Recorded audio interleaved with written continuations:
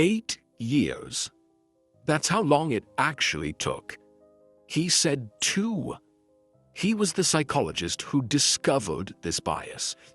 Daniel Kahneman, Nobel Prize winner, the man who spent his whole career studying why people get time and money wrong. He sat down to write a textbook. He said 2 years, it took 8. If he couldn't see it coming, what chance do you have? Same as everyone else. None. This is the planning fallacy. It's not about being disorganized. It's not about discipline. It's the fact that the more carefully you plan something, the more wrong you become. Here's what most people think when a project runs late. They think, I just need to be more organized next time. Better system, better calendar, better habits. Wrong. Because this doesn't just happen to messy people. It happens to everyone. In 1957, they announced the Sydney Opera House. Completion date, 1963. Budget, $7 million. It opened in 1973. 10 years late. Final cost, $102 million. 14 times over budget. Not because the engineers were bad at their jobs, because nobody, no matter how smart, no matter how experienced, is immune to this. Roger Buehler at the University of Waterloo ran a study on students finishing their honors theses. He asked each one, when do you think you'll finish? Then he asked something harder, when will you finish if absolutely everything goes wrong? They still got it wrong. Only 30% finished by their own worst-case deadline. Think about that. Assume everything goes wrong. Picture it. Plan for it. Reality was still worse. And here's the part that really gets me. These students weren't clueless. When Buehler asked them directly, how long have things like this taken you before? They answered accurately. They knew. They just didn't use it. Because when you're making a plan, your brain isn't thinking about last time. It's thinking about this time. And this time, in your head, everything works out. The more detailed the plan, the more that future feels real. The more real it feels, the less you think about all the stuff that's going to get in the way. That's the trap. And the science explains exactly why your brain keeps doing this, even after you've been burned before. Let's talk about what's actually going on. Kahneman and Tversky, back in 1979, long before the Nobel Prize, figured out that when people plan, they almost always make the same mistake. They called it the inside view. You picture your project, your steps, your timeline, the version of yourself that nails it. In that picture, nobody calls in sick. The client doesn't change their mind. The file doesn't corrupt. You don't hit a wall on Tuesday afternoon and get nothing done. It's just you, working through it, clean. That's the inside view. It sounds smart, it feels thorough, but it's basically fantasy planning, because it only includes the things you can see coming. Kahneman figured out the fix. Stop asking how long this will take. Start asking how long things like this usually take. He called it the outside view. Instead of planning from your imagination, you plan from history. Not your best case history, just what actually happened last time, and the time before that. Kahneman tried it on himself. He'd been saying the textbook would take 2 years. A colleague pushed back. Projects like this take 7 to 10. Look at the data. It took 8. His own method will write about him. Now, here's why knowing this still doesn't fix it. The Waterloo study found something strange. The students who made the most detailed plans were less accurate, not more. Why? Because when you get really specific about a plan, your brain zooms all the way in.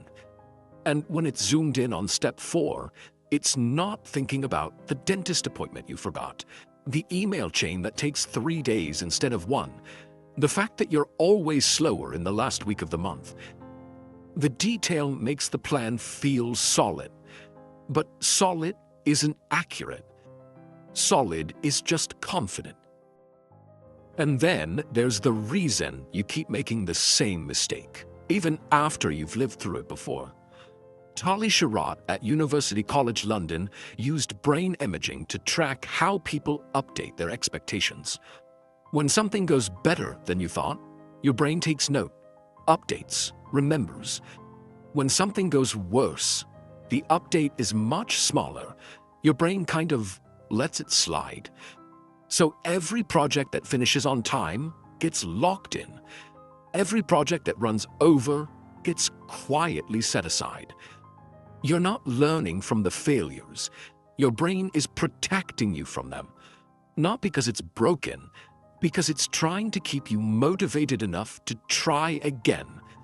Same thing that makes you optimistic makes you wrong. 3 things working against you. The inside view. You only plan for what you can imagine. Zoom in thinking. The more detail you add, the less you see around it. Optimism filtering.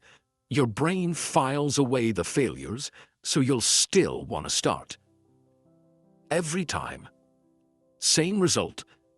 The project takes longer than you planned. So what do you actually do about it? 3 fixes.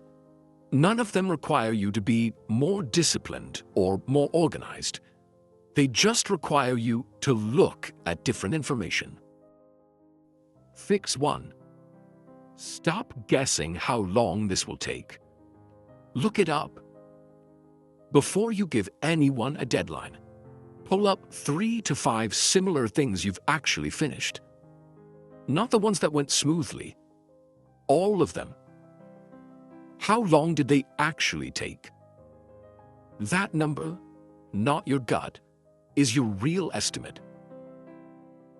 This is what Kahneman called the outside view, and the UK government actually started using it for major building projects after losing billions to optimistic timelines. If your team ships 5 features a year, how long did each one really take? That's the number you start from, not the number that sounds good in a meeting. Fix 2. Before you start, imagine it's already failed.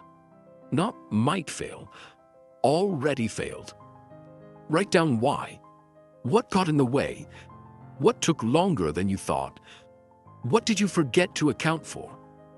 Whatever you write down, that's what's actually going to happen. Because your brain knows, it just wasn't saying it. Gary Klein, a psychologist who worked with military and emergency teams, called this a pre-mortem. 10 minutes before you start, pretend it's already broken. Find what's hiding in your plan. Then, add 30 to 50% to your timeline.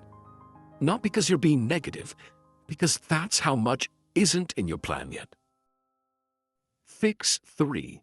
Start keeping score. For every task, write down how long you think it'll take.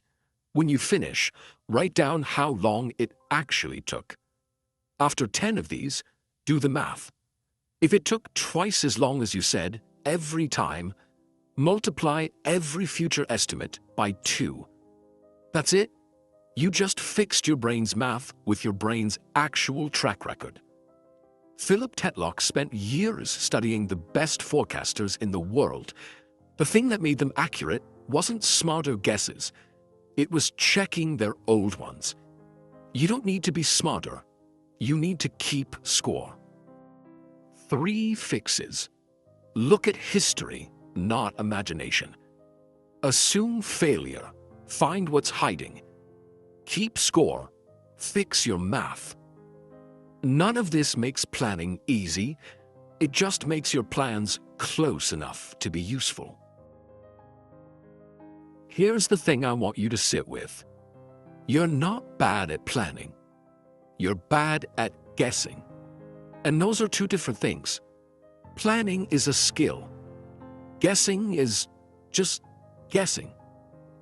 But guessing gets better when you actually track what happened. Every project you write down, every estimate you compare, every time you check the score, you're giving your brain something it can't quietly ignore. That's not being negative. That's finally being honest with yourself about time. Tell me in the comments, what's the worst one you've had? How long did you say it would take? And how long did it actually take? Drop it below. I want to see the numbers. If this is hitting close to home, subscribe. Because next video, we're looking at something that's going to make you genuinely uncomfortable. The bystander effect. Why, when something goes wrong and everyone is watching, nobody does anything, including you? I'll see you then.